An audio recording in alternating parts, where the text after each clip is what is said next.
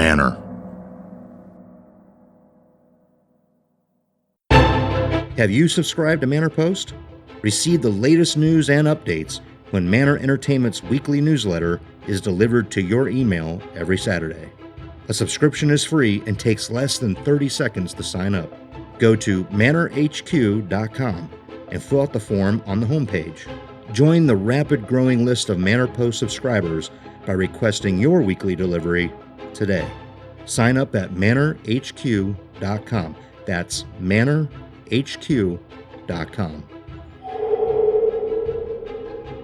Visit Manor Entertainment's official website and social media. Our official website is manorhq.com.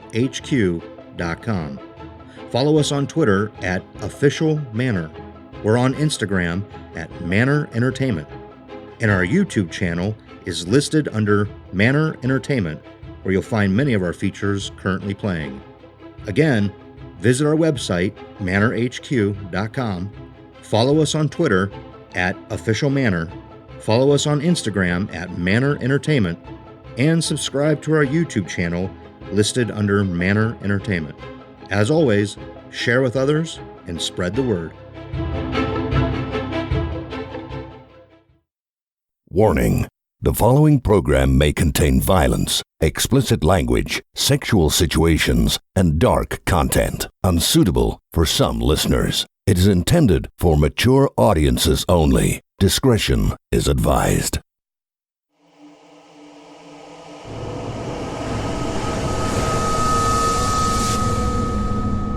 Presented in cinematic audio.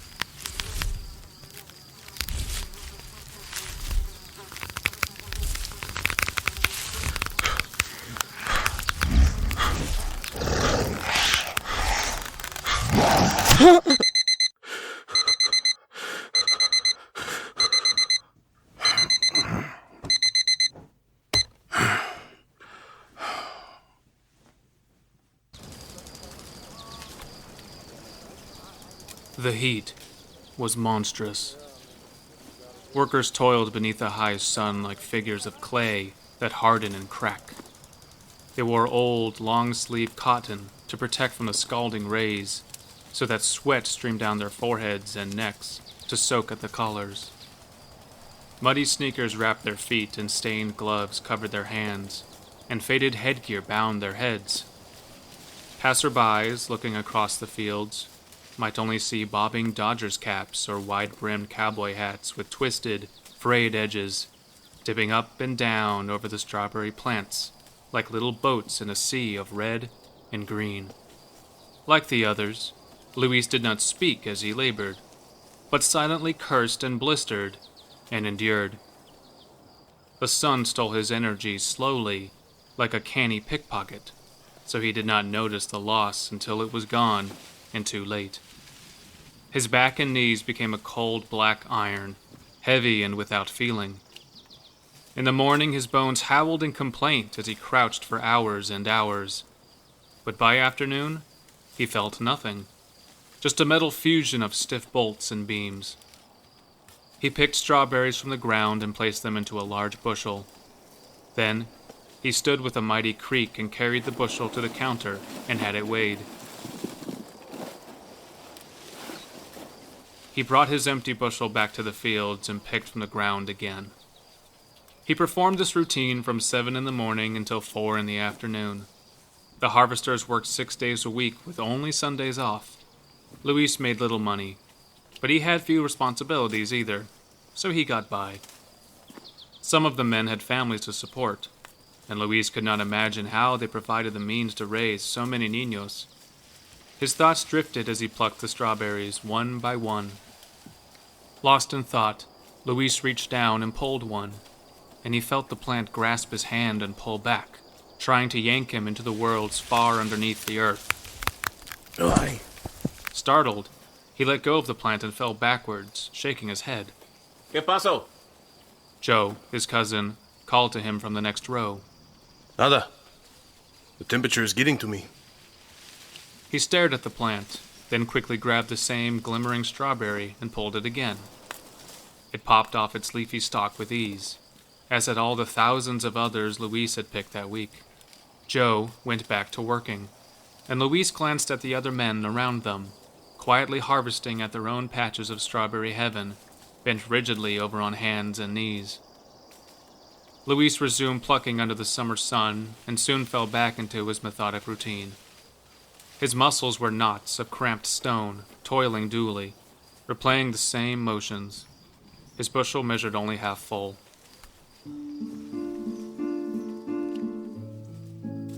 He let his mind drift again, this time to the chupacabra. Luis had moved to Portero at the bottom of California 4 weeks ago, and only recently obtained work harvesting strawberries through Joe. The two of them grew up together a few miles across the Mexican border in Tecate, east of the crossing at Tijuana and San Diego. Joe had lived in Portero already for several months, and he told Luis of strange events that began to transpire. In recent weeks, neighboring farms were discovering livestock slaughtered and drained of blood. Goats and cows, limbless and lifeless, were uncovered under shallow mounds of dirt and crops. The laborers spoke solemnly of signs and superstitions, and more than one man shared tales told him long ago from an abuela in her rocking chair that the chupacabra had returned. The chupacabra was a story Luis knew well since his boyhood. It was said to be a spirit in the form of an upright creature, described as a coyote that walked like a man, with spines erupting from its back and giant black eyes like saucers of ink. Like all mythical creatures, its physical characteristics varied greatly according to the storyteller, as did its ferocity and unnatural powers. Some thought it to be a misplaced soul, while others claimed it a vengeful demon. The chupacabra could carry children away in the night, or it could punish the ungodly, or it could attend any deed that people imagined. Those people being parents and preachers, who spoke of the creature in low voices, prophesizing behind candlelight. In its latest manifestation, the chupacabra seemed to be haunting the lands outlying Portero. Last night it emerged again and fed on 2 sheep, which were found on a neighboring farm down the road. Their animal carcasses were discovered, woolly bundles of visceral gore buried under stalks of asparagus. One of the workers said that the chupacabra was searching for something. To Luis, the chupacabra was only Mexico's vision of Bigfoot. The afternoon grew late, and Luis continued picking strawberries, rows and endless rows of the leafy flora. His eyes began to emblazon with visions of ruby-red fruit speckled by yellow-black seeds. Oh! Again, a leafy plant seemed to grasp his hand when he was not paying attention, and tried to pull him under the earth. Madre de Dios! Aquí! Excited voices clamored, and Luis joined the laborers, rushing to an unpicked patch of strawberry crop a quarter-acre away. Another corpse had been found, buried by mounds of leafy vines. However, this was not the corpse of an animal, but the skeletal figure of a man, stiff and desiccated, strawberries growing out from his hollow eye sockets. One of the harvesters pulled off the clumped plants, trailing heady brown roots. The cadaver was fully revealed, that of a mid-sized man, fleshless from rot. Matted black hair ringed its withered skull, and one lower tooth gleamed of gold. The body was dressed in denim pants and denim jacket, a Texas tuxedo, which were rancid with decay and dirt. The dead man wore also white-spotted cowboy boots, snakeskin, with silver metal tips across the toes and large silver buckles over each instep. The buckles had initials engraved in calligraphy upon them, the letters MG. Luis knew those initials well. Miguel Garcia, the man he killed.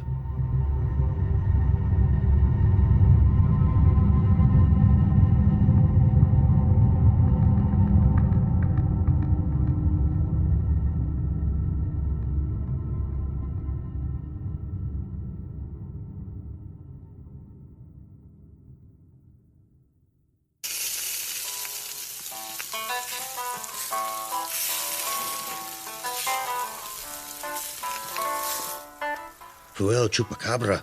One of the men announced quietly and performed the sign of the cross over his chest. Joe and Luis and several of the other workers walked to the nearby burger grill. The police allowed the harvesters to leave. None of them were suspects, but were lightly questioned. Did anyone know the dead man? No. Did anyone notice anything suspicious? No. The police closed the strawberry fields for 48 hours to search the grounds for evidence. Luis nodded and looked around at Joe and the other harvesters. See, it was El Chupacabra. No, that was no chupacabra, Luis. I thought you didn't believe in such things. I believe in what I see. No seas tonto. That was a skeleton. You all saw it. Whoever he was has been dead for a long time. I don't have much of an appetite right now. I think I'm going to head home instead. Te comprendo. I don't either, but I think we should eat something. It's been a long day. Nah, I'll see you back at the apartment. Está bien. Adiós. Hasta luego.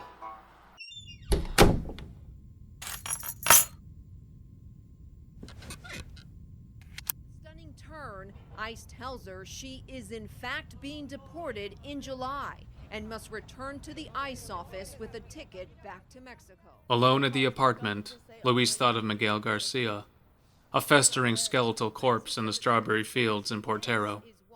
A man who appeared to be dead for many years. A man Luis encountered last only a month ago, while at home in Tecate. Luis Fernando Castillo? Sí? Yo soy? Are you okay? Yes, I'm fine. Who are you? I was very worried about you, Luis. I thought surely something must have happened to you. We thought. Perhaps Luis fell down the stairs and broke his legs. Or perhaps Luis's car caught fire while Luis was inside. Or perhaps Luis's fingers were cut off by gardening shears and he could not use the telephone any longer. You never know when an accident may befall. What's this about? My name is Miguel Garcia. I work for Don Delgado. Consider me like an account manager. I maintain relationships with Senor Delgado's clients. Luis's breath froze in his throat, and his heart plummeted to his feet.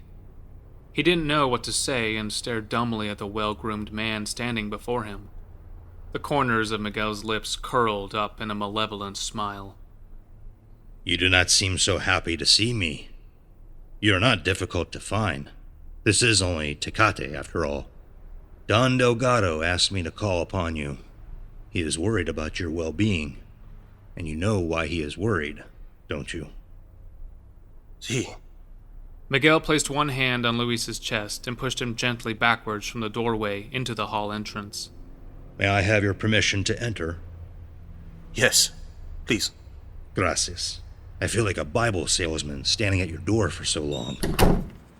Miguel led Luis through the apartment as if he had been there before, and sat him down at a dining table. His eyes dropped down and fell upon Miguel's white-spotted snakeskin cowboy boots. Luis had placed wagers with Don Delgado's bookies, wagers he lost and could not pay back.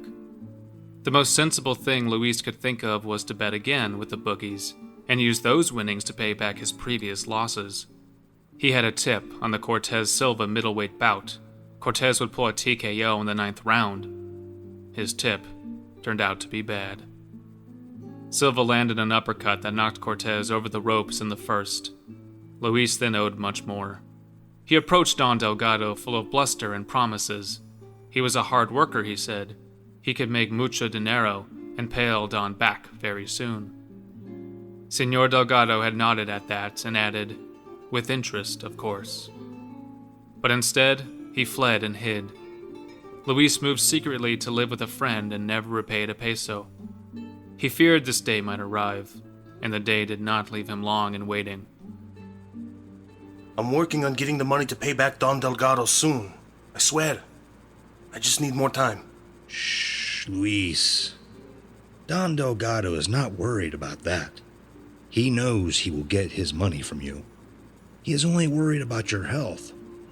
If you should vanish again or have an accident, he would like to feel more secure knowing he is protected. Miguel opened his denim jacket and pulled out a set of documents, folded and bound under 2 binder clips. The papers were carefully opened, laid out before Luis, and a slender gold ballpoint pen set on top. Luis swallowed instinctively as he read the heading, Life Insurance Policy. And if you will sign where indicated, you may feel gratified, knowing we value you at $500,000 American dollars. Luis felt himself breathing faster and harder, tendrils of cold alarm seeping, wrapping his senses. He touched the policy immediately, noting that Senor Dominique Delgado was the sole beneficiary. Please, Senor Garcia, I don't think this is necessary. It's not an option. Please sign on the lines where notated. The policy was already filled out, including Luis's personal information neatly typed in and followed by a signed notary's stamp. The policy was backdated to 3 months earlier. Luis pointed that out to Miguel with a shaky finger. It is only a little oversight. Mi hermana is the agent, so she will have all the dates corrected. You needn't worry at all, amigo. She is very good at what she does. Miguel leaned in close, and Luis could smell the slight tang of habaneros on his breath. He took the ballpoint pen off the policy and forced it into Luis's hand. As he crouched to do so, Luis saw his denim jacket brush open and reveal the black grip of a Magnum revolver. Luis whimpered and shook his head. No me jodas. I can make this much worse for you.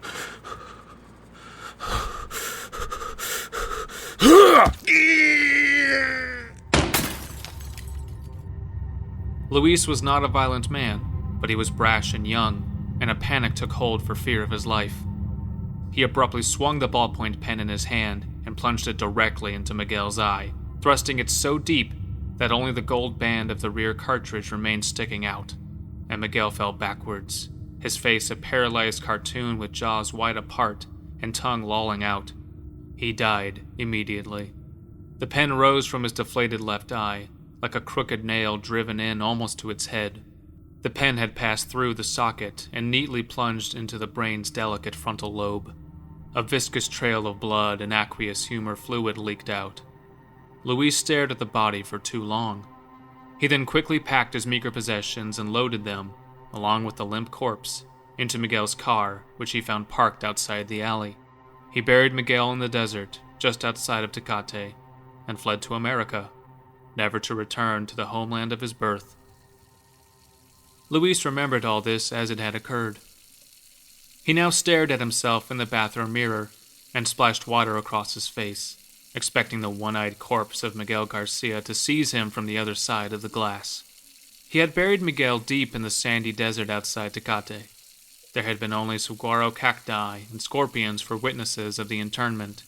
Yet now in Portero, his body, which should be freshly festering, appeared as a skeletal mummy, nearly in Luis's hands.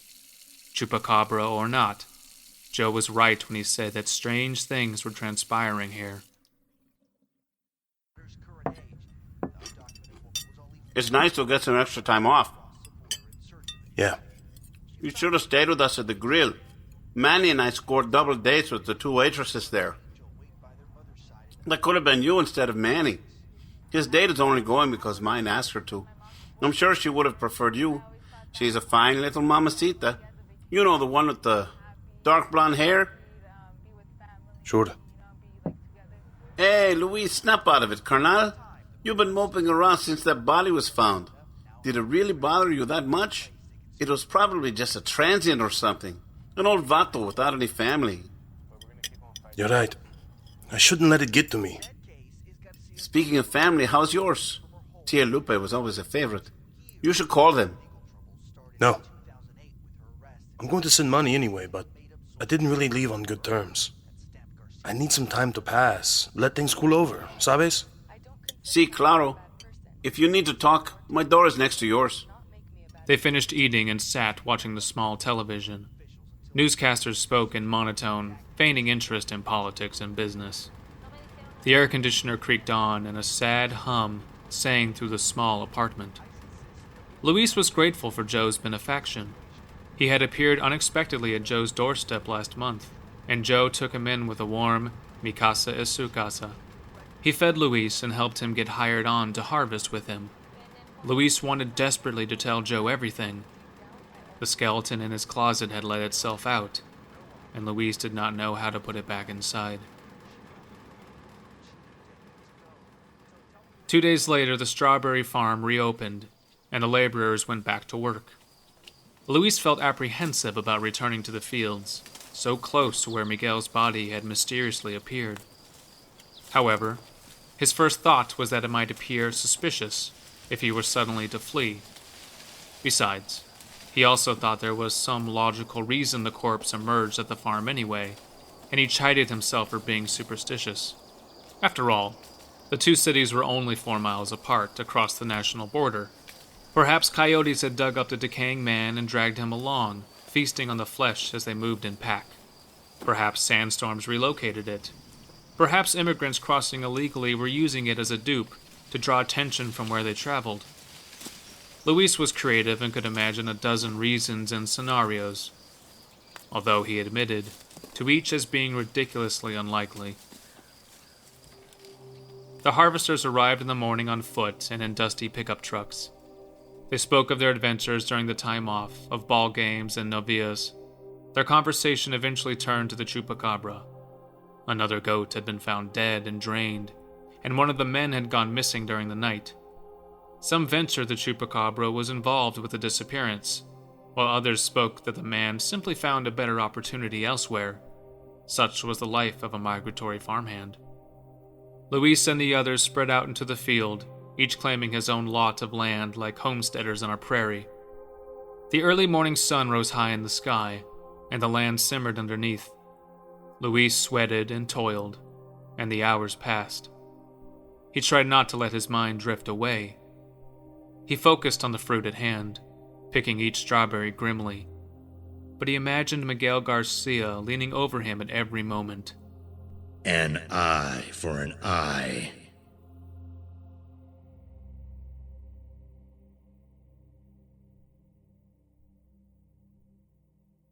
The morning melted away, and eventually the men broke for lunch. Luis and Joe sat under a faded vinyl awning with Manny. Ay, chinga, it's hot out here today.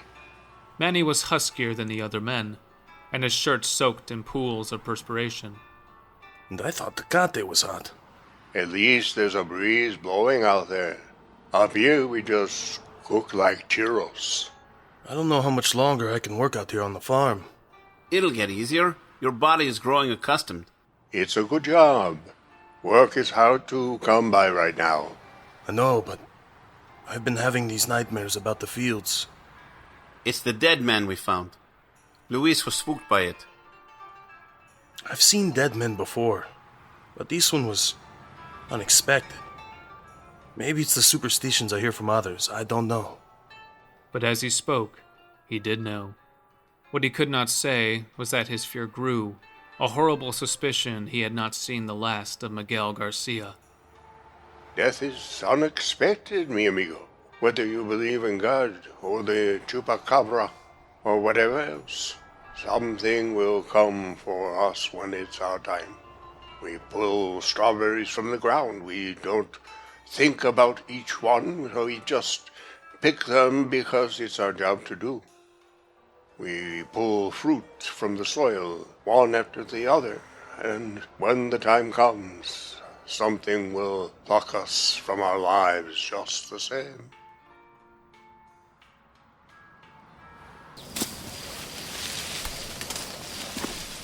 After lunch, Luis returned to his patch of crops, crouching down on numb hands and knees, working to fill another bushel. He crawled from plant to plant, dragging the bushel after him. The temperature crawled too, mimicking him as it dragged ever hotter. Minute by minute, the heat seemed to increase.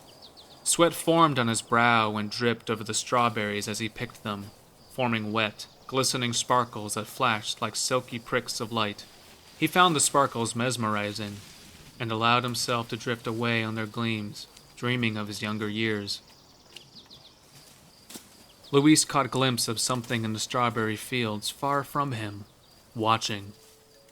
It was distant and not more than a dark shadow, fuzzy under the sun, with spines that swayed like summer grass upon its back. The creature appeared to crouch, but that it had the ability to stand upright. Two dark eyes glowed like briquettes of fiery charcoal, gazing intently upon Luis. The other workers in the field toiled diligently, all with heads bowed deep and filling their own bushels, unaware of the specter's presence. Luis's sweat turned cold. He blinked and rubbed unbelieving eyes, and the shadow beast was still there, tense and crouching, prepared to pounce should he dare look away. Luis would not dare. He locked sight with the thing and started to rise from the ground. No. A wiry vine sprung from the strawberry patch and wrapped around his wrist, yanking him quickly back to the dirt. He shouted in surprise, and another stalk, this one sprouting many leaves, thrust into his mouth, choking him as it climbed down the back of his throat. Luis threw himself backwards with all his might, tearing the vines out of the ground and coughing the leaves from his mouth before screaming in panic. The other harvesters dropped the fruit of their labor and ran to Luis, expecting him to have found another corpse. Instead, he stood merely gasping and shaking his head. What is it? Something attacked me. It choked me. Luis spit out a thistle from his tongue and pointed to where the shadow had watched him. There's something over there, beyond that patch. Several of the men went to investigate, and shook their heads quietly when discovering nothing but guiltless plants. The field foreman shuffled over, a sunburned old farmer with a gut set to burst the seams of his breeches. What's going on here? You didn't find another rotter, did you? There's something in the strawberries. It grabbed me. Luis held up his wrist, encircled with a scarlet-colored welt like the imprint of a hangman's noose. The foreman was not impressed. Sonny, I think you're getting the heat stroke. Why don't you take a rest over yonder? He pointed to the exact spot where Luis had seen the shadow creature watching him. Luis startled and surprised at the foreman's proposed resting area. Why had he told him to go there? There were no trees or other shade at that location to suggest any place of respite. He looked incredulously at the foreman, searching for a sign he was in on some master plot to entrap him. The foreman stared back, balking under Luis's accusing glare. No. You terminate. I'm done. I'm out of here. You don't get paid for half days, Sonny. Hey, Carnal, wait up. I'm sorry, Joe. I'm leaving. I'm leaving Portero. I never should have brought my troubles to you. What troubles? It's great to have my little primo stay with me. Gracias, Joe. You've been great to me, really, but I can't stay here anymore. Are you going back home?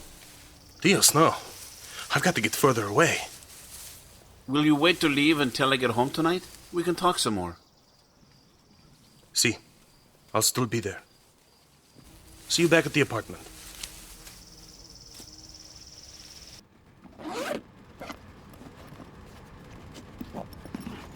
Luis finished packing. He did not claim ownership to much.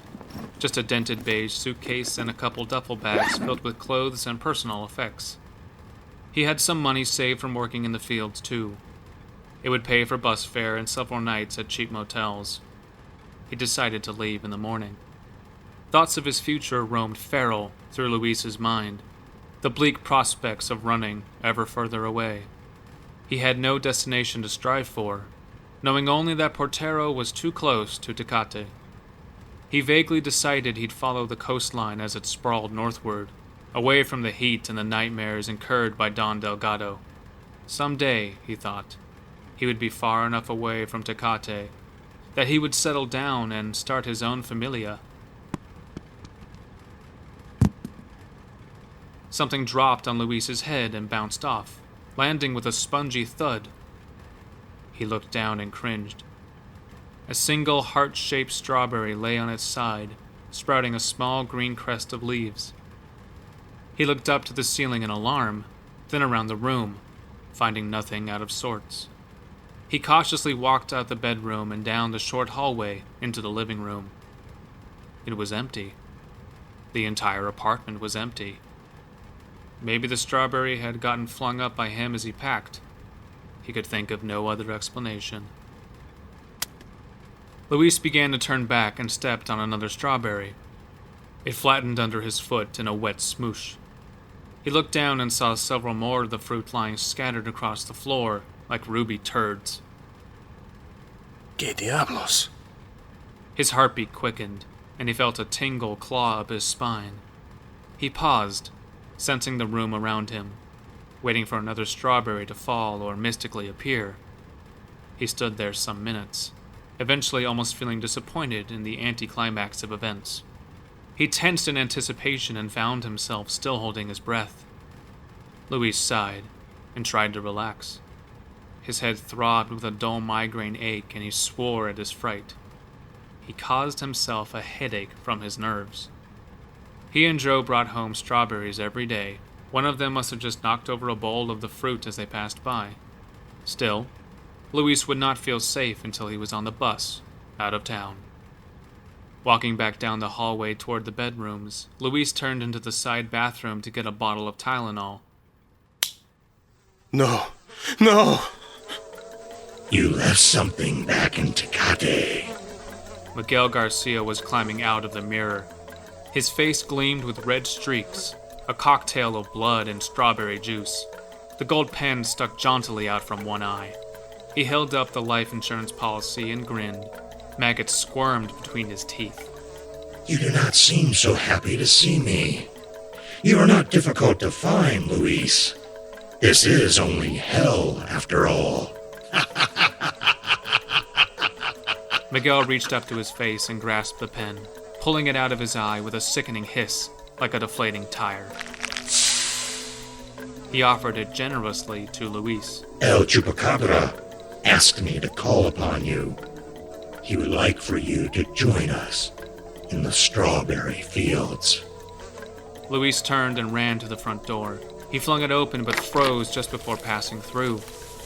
The door opened to a dark land of strawberry fields stretching endlessly to the horizon and then curling impossibly upwards into the black sky, as if looking up at the crest of a wave about to crash down. The fruit plants were large and full and alive. They rustled about on the ground, scratching into the soil.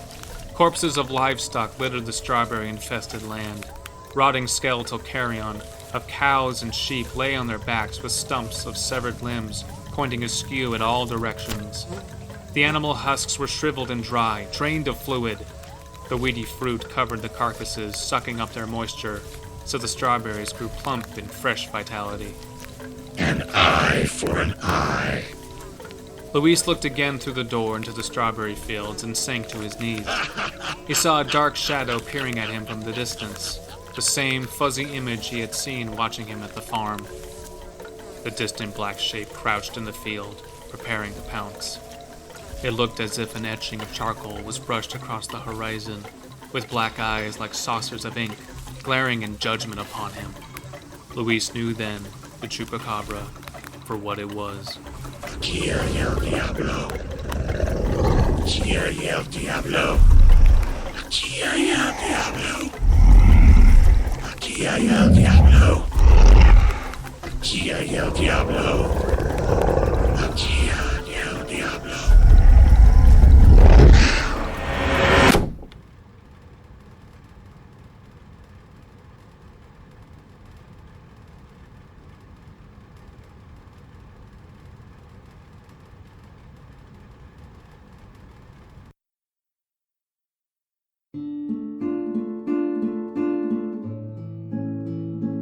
That evening, Joe arrived home to find Luis missing. He tapped on the bedroom door and it opened with a slow creak from the push of his finger. He saw the packed luggage stacked in the corner, so did not worry immediately at his cousin's absence. What struck him as odd, however, was the single plump strawberry set on top of his pillow. Joe shrugged it off. He sat on the couch and ate dinner and watched television. Hours later, Joe felt drowsy, even while thoughts began to worry at where Luis could have gone for such a long time. He wrote a note for Luis to wake him and say goodbye before leaving, then laid down on the couch to rest. He quickly fell to sleep and dreamt a terrifying vision. The night was black, an unworldly sky with no stars or moon to interrupt the darkness. Around him, strawberry plants crouched and hissed in warning. Joe knew this was a land in which the living were not to traverse. He heard moans and sounds of rustling nearby, and his dream body led him to the commotion, seemingly against his will. Joe sensed he must flee, but there appeared nowhere to abscond. The land was strawberries, all strawberries, growing wicked in the sunless soil. As he drew closer, a mound appeared before him, writhing in shudders. The fruit vines coiled and grew over a figure that Joe recognized immediately. Luis. Joe leapt to him. He reached through the crawling flora and grasped Luis's hand, pulling it quickly. Luis's hand plucked free like a loose tooth popping from the gum line. Joe looked down, and the hand became into a cluster of fresh strawberries on leafy vine. Luis thrashed behind him and let out a choked wail. He squirmed and kicked under the strawberries. Joe frantically reached through the plants again and grabbed hold of Luis's leg, trying to drag him out from the suffocating mound. The leg tore free, and Joe fell backwards holding a thick bush extract. It was a long plant with the biggest, reddest fruit yet, trailing dirty tangled roots back down to the ground. He somehow found the strength to clamber back into the strawberry patch, but as more plants grew over him, Luis could hardly be seen any longer. He gradually became a fluttering mass as if the wind blew through a pasture of wildflowers. Joe could see his cousin's face last as it vanished, peering from under the fruit.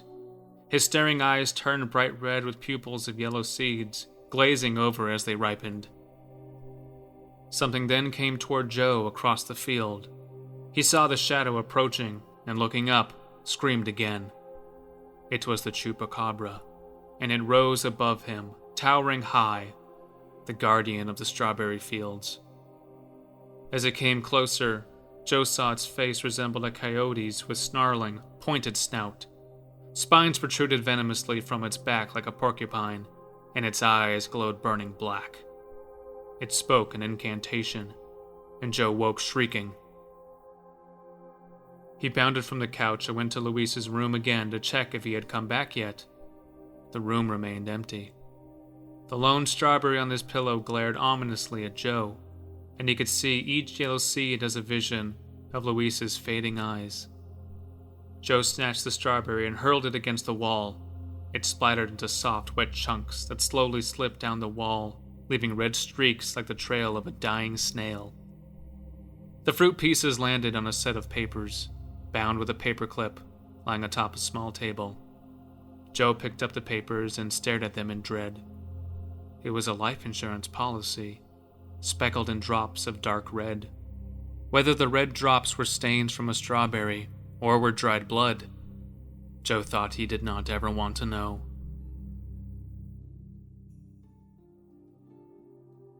Joe never returned to work in the strawberry fields. He left Portero, telling no one of his fears.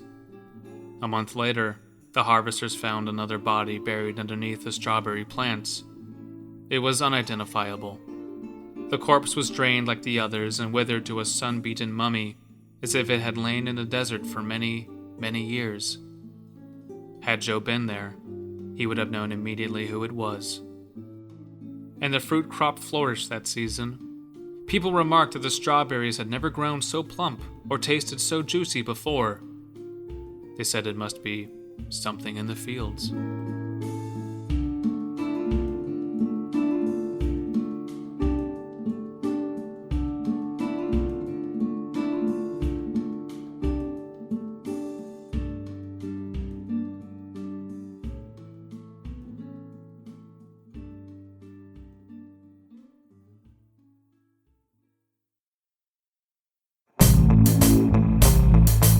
You've been listening to Manor House, Episode 32, Something in the Strawberry Fields, presented in cinematic audio. Subscribe to this show and leave a rating, a review, and general feedback wherever you're receiving this program. Share with others on social media and at home. Your feedback, as well as sharing with others, helps grow and continue future productions. Credits.